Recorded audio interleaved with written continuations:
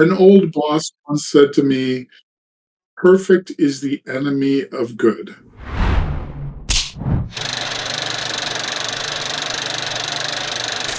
Welcome back to the Indie Spotlight Podcast, Season 2, Episode 3. I'm your host, Samuel L. Fronsman, and on this show, I want to help pull back the curtain a bit and discuss some of the process of what really goes into independent filmmaking by talking to some of the most brightest and talented individuals within the industry. Last week, we talked to the brilliant director and cinematographer Thomas Angeletti, and today we're talking to another amazing filmmaker, Tyler Thomas. Tyler, thanks for joining me here today. Can you tell us a little bit about yourself for those who may not be as familiar with you or some of your work? Yeah, thanks, Sam. So I am an independent filmmaker based here in Cleveland, Ohio. I am a gay man, so I make LGBTQ films, but I think they're a little different than what most people think of as LGBTQ films in that they are genre films. And they just happen to have LGBT characters in them. So my movies are mostly thrillers. I've touched on some horror, I've done some comedy, but I would say my two main niches are probably thriller and horror.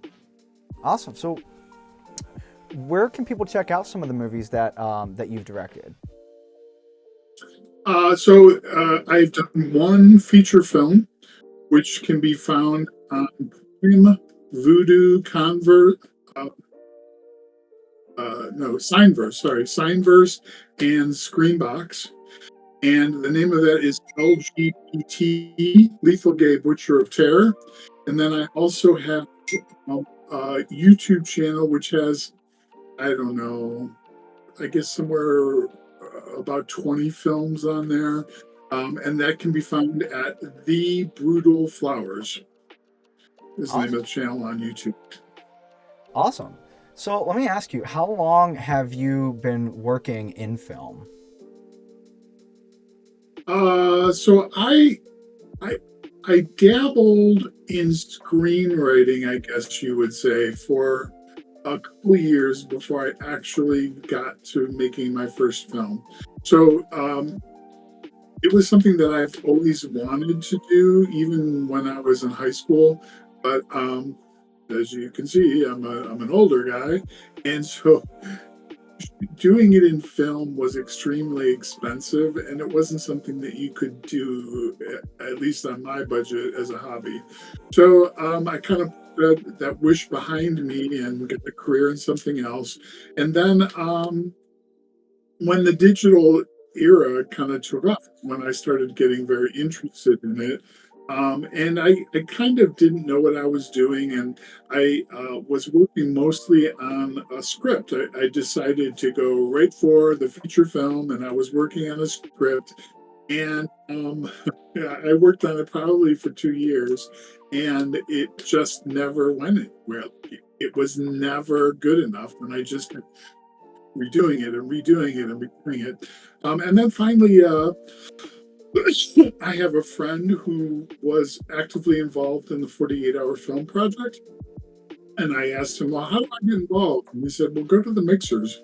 So I did a Facebook group and I started, actually, the very first mixer I went to, a team called the Fiorella Brothers asked me if I would be in their movie as an actor.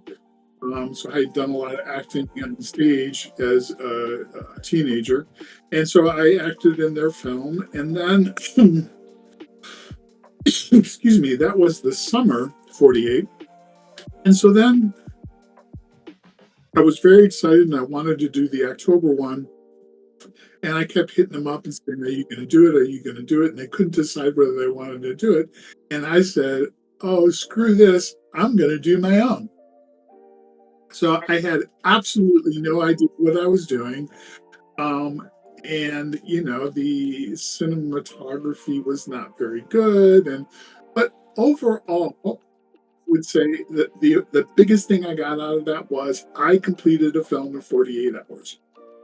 Yeah. And so really what got me going. And then it also helped. meet a lot of people that knew way more than I did. And so just took it from there. So I did some 48s, and then I said, well, if I can do this in 48 hours, what could I do in a month? And so I made another short that was bigger. Um, and then eventually I got to the point after I'd done about 20 short films. I said, well, let me try doing my first feature film, and I'll took off from there. So I want to touch back on something. So you mentioned how you were interested since you were younger, a teenager, and then you just kind of put it aside for so many years. If you today could go back and talk to you back then, what advice, knowing what you know now, might you give a younger Tyler Thomas? That is uh, it's a very difficult. I mean, the only thing that I would say for sure that I would do different is I would have gotten involved in the digital stuff as a hobby way earlier, right? Because I've only really been involved for maybe 8 years, and digital's been around a lot longer than that. So I would have um, found this community way earlier and started earlier.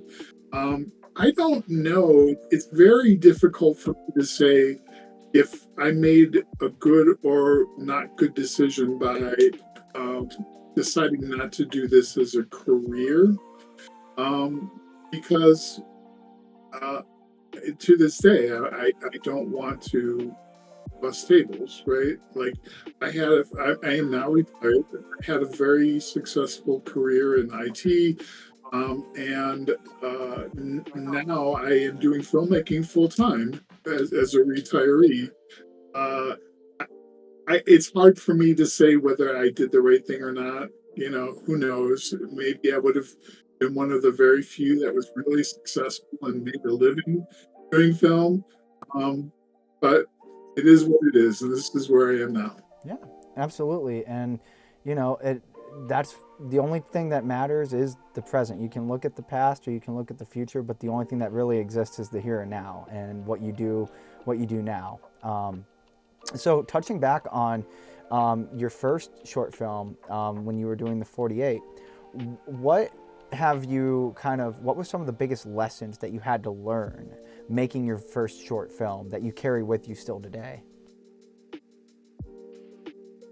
Um, Probably, I have a little heater going on here because of my furnace problem. I just realized that that may be causing audio problems for you, so I just fixed that. Um, huh. I mean, I think the biggest thing that I learned is you have to balance learning and perfection with getting things done. Right? Like an old boss once said to me, perfect is the enemy of good. And that is true, right? So, um, and to this day, I'm always trying to balance that. And I still set dates for myself. I have to have this done by this date. And I will, I give myself enough time to learn and make it as quality as I can. But I set that date and I stick to it because I don't want one project to end up taking me 5 years. Yeah. Well, and like you talked about with your the first feature film script that you wrote, um, was that what ended up becoming LGBT, or is that something else altogether? No, that was something altogether different that I never resurrected it. And maybe I will at some point. Yeah, so LGBT was just like something at the time. The problem I find is that, like, when I have an idea, like the idea I had then, when I look back on it now, I'm not very interested in it right now. And so when I wrote LGBT, that was what was really like in my mind and I wanted to do it. And so I don't even think I could go back and do that script because I don't even feel passionate about it anymore. Because you change as a person, you know. Yeah, absolutely. I have like this list of old story ideas, and sometimes I go back through it and I'm like, oh, I really like that one. I do want to do that. And other times I look at it and think, yeah, I don't know about that anymore. That was a little, not exactly where I'm at right now. So I definitely understand. You're kind of drawn a lot, you mentioned, to, genres like thriller and horror. What kind of has been some of your biggest influences in terms of the style of movie that you make? Um, so I think probably, at the point where, uh, and I don't think I'm alone, the point where I decided, oh my God, wow, filmmaking is something that just this incredible thing was the experience of watching Pulp Fiction the first time.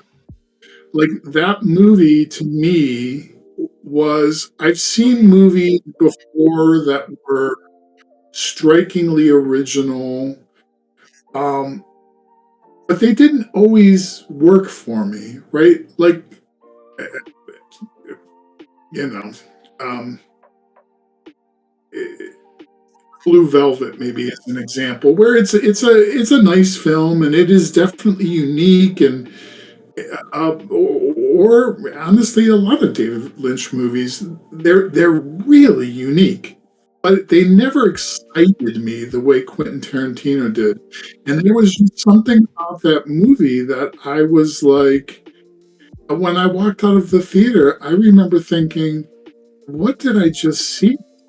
Was shocking to me. It was so original and so exciting and fun. And that was probably, I think, the thing that really got me to the point where I'm like, I need to start following this passion. Yeah, well, that speaks volumes to me because you know firsthand, having been on set within the Hands of Fate, the influence that Quentin Tarantino's had on my style, and the only regret I have is I wasn't alive in 1994 to go to the theaters to see Pulp Fiction. But even if you look behind me, it's kind of blurred out in the background. But I got a Pulp Fiction and a Reservoir Dogs poster back there, and I think for me, I'm kind of in that same boat of it really was something. It's something that you can't even almost put your finger on. But even though it's like I've explained to people, it's like, well, Quentin Tarantino does genre films, but at the same time, he as a director is his own genre. There's something different about all of his movies that he can be doing a western, he could be doing a war movie, he could be doing a neo noir, gangster film. But no matter what he's doing, it still feels like him. And I think that speaks volumes as a fellow artist and why I got into it. Yeah, agreed. So let's talk about a little bit with LGBT. And what I wanted to kind of touch on too was it was your first feature film. What was that like, making the jump from short films to a feature film? Um, you know, I I would say it was scary, right? There's been two times in my life where I was to the point where I was so nervous about something that I almost. And the first was with my very first 48 that I directed. I almost took my name off the list because I was like, I have no idea what I'm doing. This is going to be horrible. And then I just said to myself, you know what? Who cares? The worst thing that would happen is either I don't finish or it's a horrible movie. Isn't that still better than not doing anything? And then the second time I had that experience was when I made my first feature film. And there's a big cast, it's probably with extras and everything, it's probably 40 or 50 people. And I just felt like, oh my God, I can't, if I let these people down, I'm going to just feel so bad. And I got to the point where I was like so nervous, I almost stopped. And then I'm like, you know what? What's the worst thing that can happen? So the experience was very, to me, it was very much like shooting a short, right? Only it's bigger. And of course, the pacing is different, right? Like with a short, generally you have like one good peak, where this, you got to hold interest. You got to put throughout, keep people interested. Um, but I had watched enough movies, obviously, like we all, that you kind of know that when you're writing the script. It was just, instead of writing a script in a day or two, it was writing a script over 9 months, I think I spent on that script. And then instead of filming it in a day, it was actually filming it probably more like 15 days. Instead of editing it in a day, it was editing it for 6 months. So it was very similar to what I was already doing. It just, everything got bigger. Yeah, I think that was kind of my experience too with In the Hands of Fate, is that I've done a few short films and I kind of just took the exact same process that I was going with, but then it's like you amplify it, you scale it up, and exactly what you said that spoke volumes to me was like, coordinating, that many extras and different people. It does become, but in a weird way, it is as nervous and as tense and as freaked out as you get. Tell me if I'm wrong, but you almost eventually get addicted to the stress. Like it almost like you're stressed out, but then you love it at the same time, and you can't walk away. Yeah, I don't know. I'm not sure if I felt that way. I know that when I started, it was very intense. Then once I got going, to me, it wasn't as stressful. Just kind of, I was like, okay, this is what I planned for this day, and it went well. And then I did it again. I'm like, okay, it went well, and then it just kind of rolls from there. I know, like, because I'm now thinking about making a second one, and I feel that same tension where I'm like, ugh. Once I start, it'll calm down and I'll feel more comfortable with it. Yeah. And I think too another thing, and I think kind of something that I want to talk about, because I know um, whenever I do the Indie Spotlight podcast, I always like to kind of focus in on a big lesson that someone can take away from. And to me, the big lesson right now is, even if you're nervous, even if you're scared, and even if whatever anxieties and reservations you have, the hardest step is starting. It's taking that plunge and getting into it. And there's never a better time to start than now. I think that's true, and I think I would probably suggest to people it is easier to start with shorts because there's so much to learn, and that turnaround is so much faster with short, that you can make a short, in a day or two, and then you like, oh, here's all the things I want to correct. Okay, now let's make another one, and you improve those, and then you make another one, you improve those. The problem with making a feature film very really early in your career, like if it's the first thing that you do, you don't get those quick cycles. So you're working on this 2 years before you ever say, oh, well, these are all the things that I did wrong. Let me correct them, right? Yeah, yeah, and I made a few different shorts, but I always find too, you're always gonna learn. But it definitely helps. It definitely helps to start with at least, I'd say, for me it was about, I did three short films, and then I jumped into the feature. But yeah, I agree. Yeah, so I did.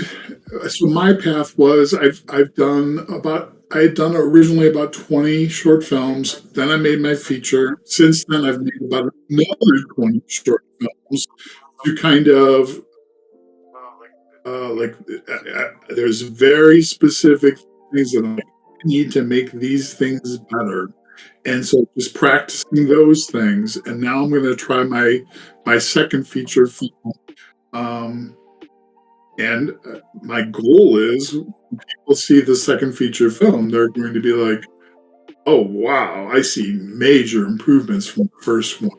Yeah, and absolutely, and that's kind of the same boat that I'm at, working on my next feature film that I've touched on a couple times, hinted at in other episodes.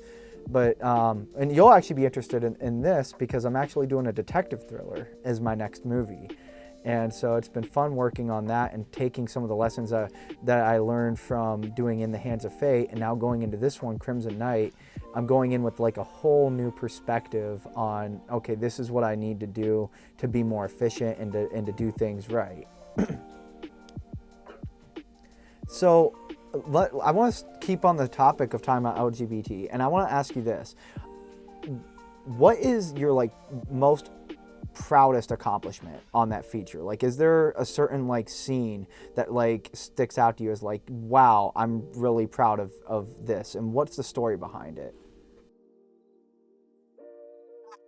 So I think the thing that has I've consistently seen is the third act. Um, it's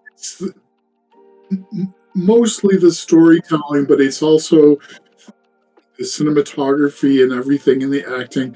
But the third act of that movie, when I watch it with kids, I consistently see people sit on the edge of their seats. And that, to me, is major.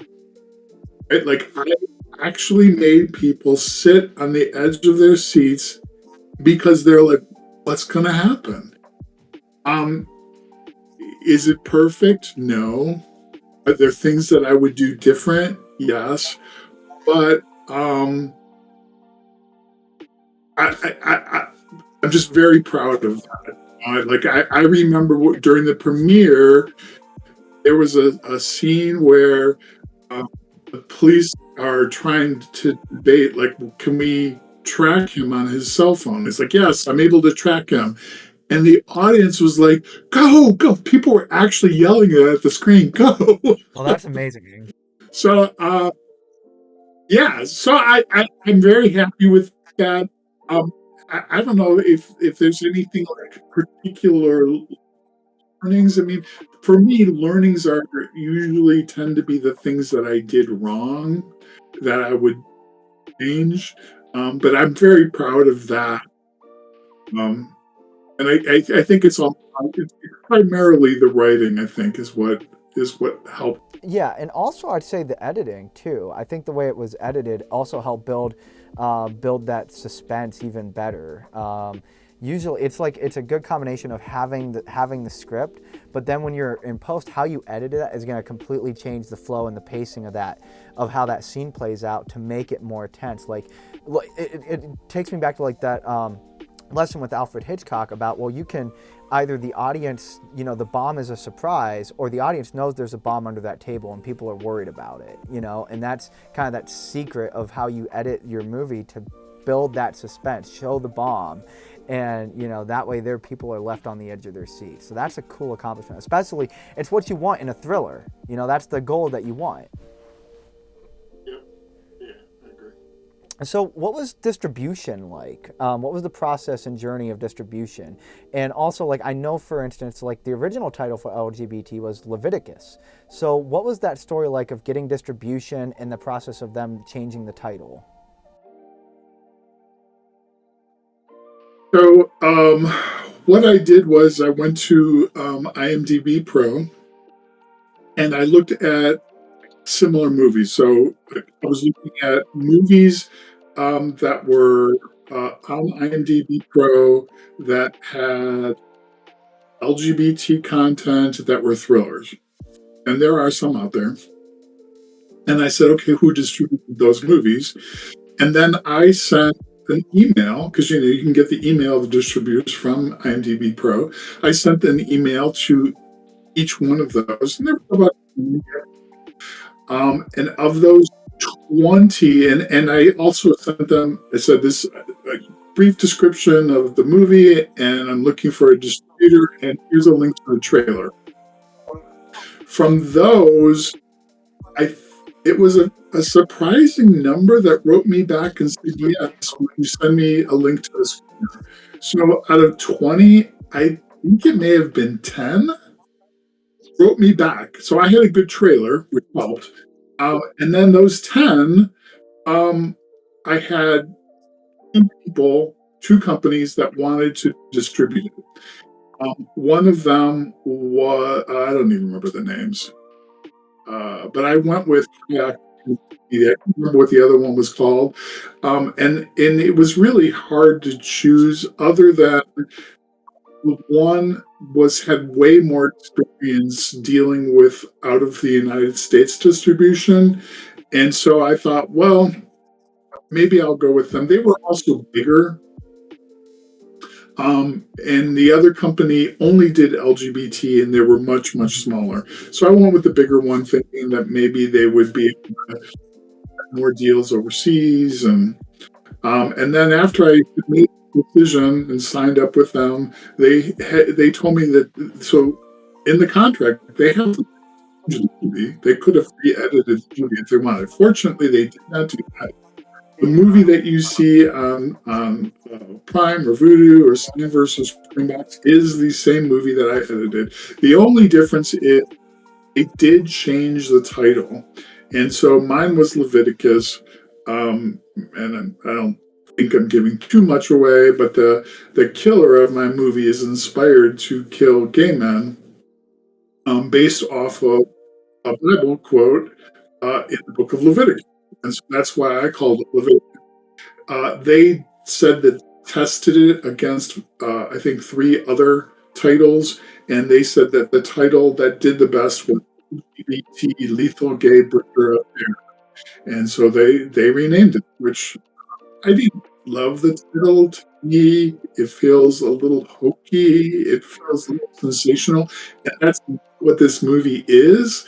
To me, the movie plays like a fairly serious thriller. It has, to me, the tone of almost like The Silence of the Lambs, but they changed it, and that's their way. Yeah, and a lot of that too is it's the marketing aspect of it, and and I see what you're saying, because on one hand, if you see Lethal Gay Butcher of Terror, almost does put you in the mind of not so much a serious thriller, but maybe something more like a campy slasher type of movie.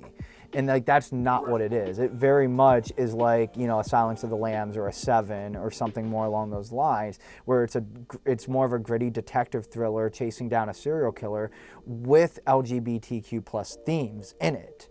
So, but I mean, at the same time, it's that balancing act of art versus marketing and trying to get higher SEO, search engine optimization. Right.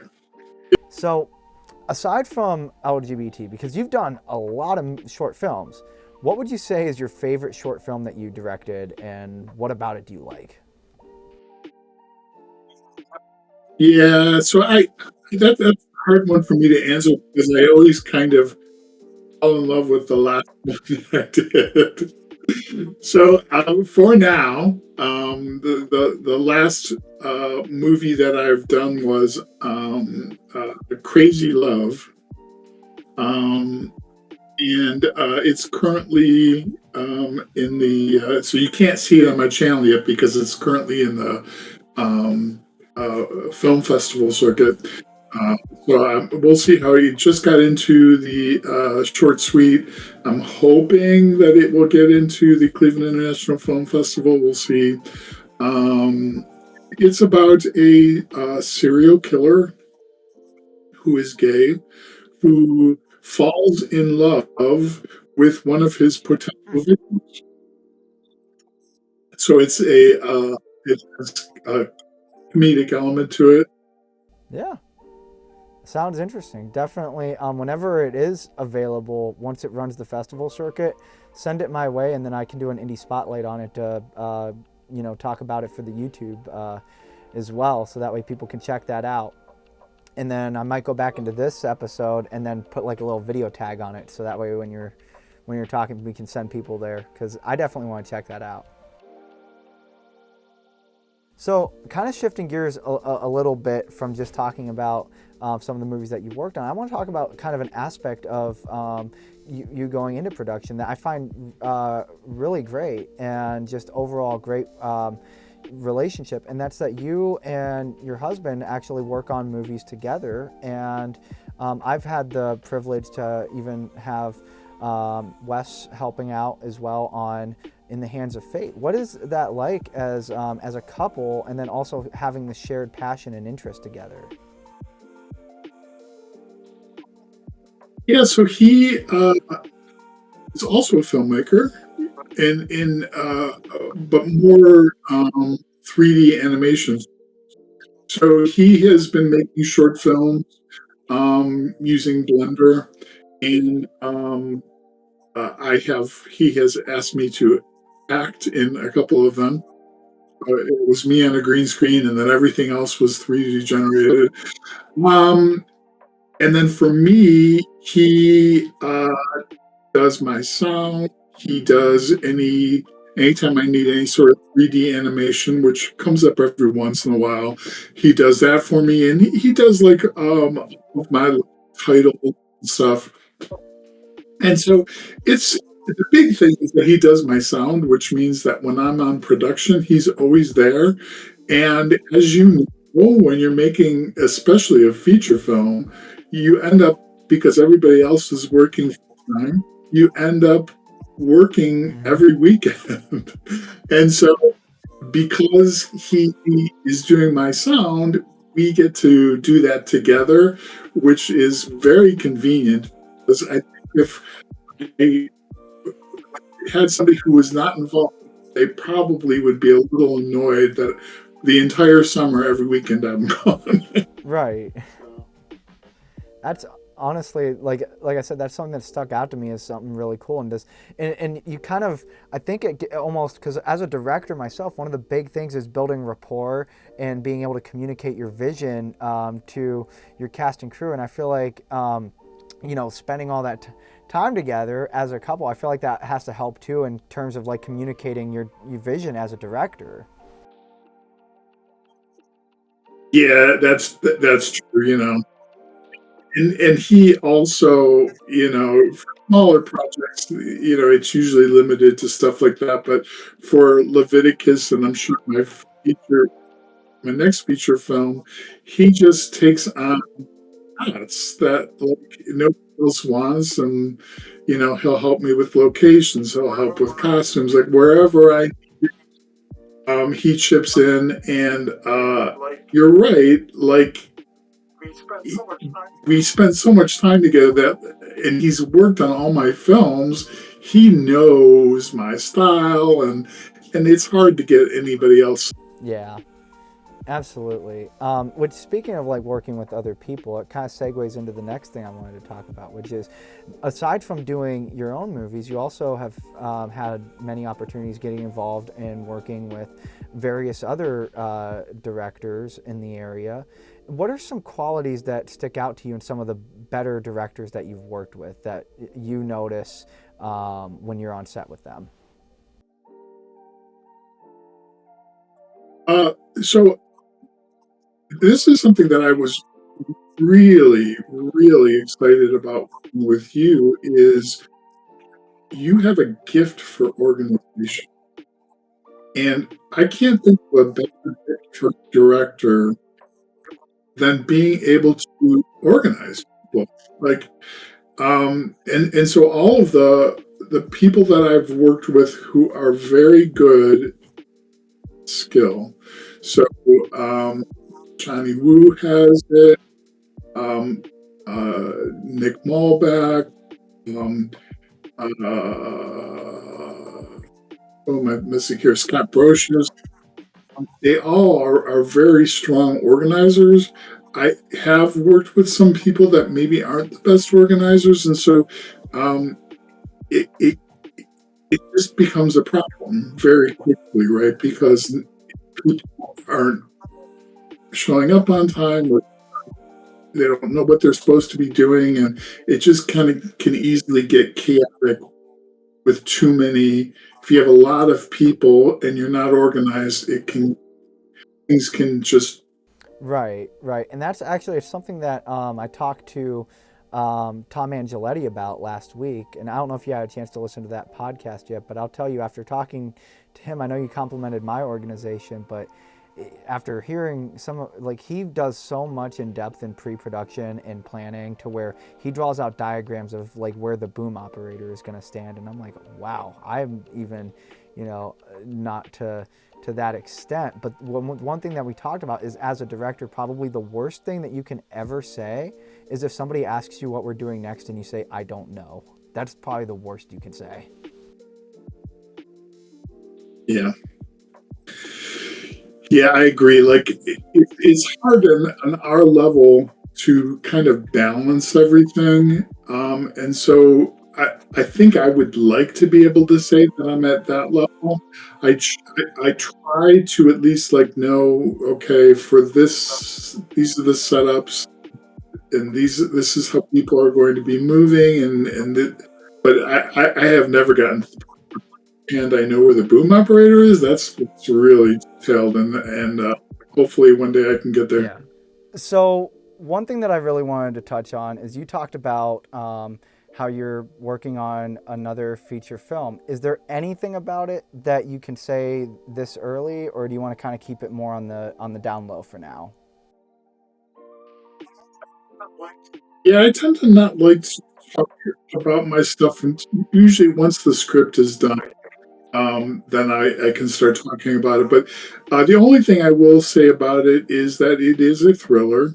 Um, it does not involve a serial killer, but it is a thriller, and it is, of course, also LGBT characters in it.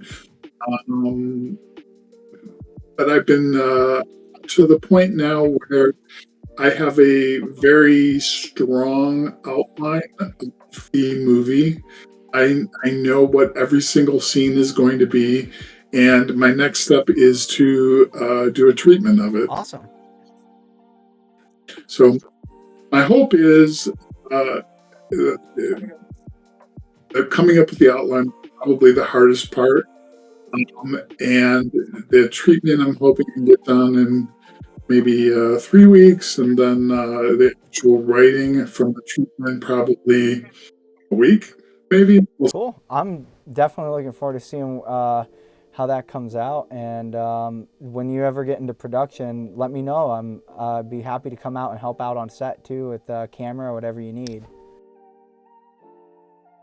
So I'm going to close out the show with if you thought me asking you what your favorite short film was the hardest question I would ask, I have one even harder, and it is the desert island question. So you're stranded on a desert island and you can only bring 3 movies with you. Which 3 are you picking and why? Sure. So I will do them. I guess no particular order. So I already talked about Pulp Fiction, so it's hard for me to. Pulp Fiction is it is hands down my favorite movie. So from there, I would say my second favorite film that I would bring with me is probably Incendies, which is Denis Villeneuve's one of his first movies. The guy that did the Dune series. It's one of his first movies. It is wow, just a mind blowing movie. And I would call it a thriller also. And I would say it's shockingly original. So that would be probably my second favorite film. And then my third favorite film is Sidney Lumet's Dog Day Afternoon with Al Pacino and what is his name? John Cazale. Awesome. And again, that was So that was a 70s movie. So I think I got two from the 90s and one from the 70s. But that was probably the first movie that I ever saw, Dog Day Afternoon, where I was like, "Whoa, what was that?" uh, Awesome. Sweet. Well, before we wrap everything up, I want to say thanks again for coming on. Where can people follow you on social media to keep up with your work? so I do have an Instagram account that's called Brutal Flower Films, I think is what it is on Instagram. And then you can also, I think the primary place to look for stuff is YouTube. So it's the Brutal Flowers. Most of the stuff out there is a little bit older. So I would say there's about 20 films that, that need to start making it over to the public side of YouTube, and those will be coming out soon. The movies that were in film festival circuits, I would say there's at least probably half of those no longer in the uh, film festival circuit. So I'm getting ready to start releasing some new stuff. Probably. Awesome. Cool. Well, what I'll do for everyone too that's either watching us on YouTube or as well as if you're listening to this on Spotify, in the description, I'll go ahead and link down to Tyler Thomas's both his Instagram as well as his YouTube, and stay tuned because there is going to be plenty of new content coming on there that I'm personally excited to check some of it out. So cool. Well, hey, I want to say thank you to everybody who tuned in tonight for the third episode of season 2 of the Indie Spotlight podcast. If you're enjoying this content and you want to learn even more about independent filmmaking, be sure that you follow for even more episodes. And in case you missed it, go back and check out last week's show where I spoke to Thomas Angeletti about the importance of planning and pre-production when making a movie. But anyway, guys, as always, until next time, that's a wrap.